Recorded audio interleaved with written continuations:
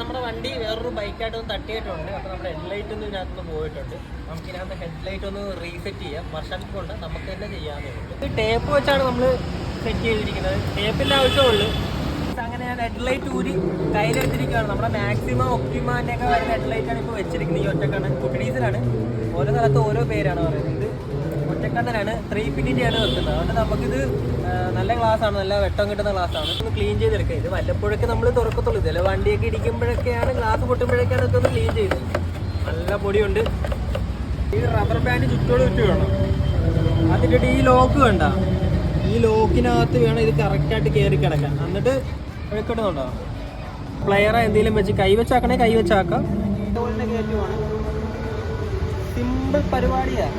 വർക്ക്ഷോപ്പിൽ എവിടെയും പോകണ്ട, നമുക്ക് തന്നെ ചെയ്യാനുള്ള പരിപാടിയാണ്.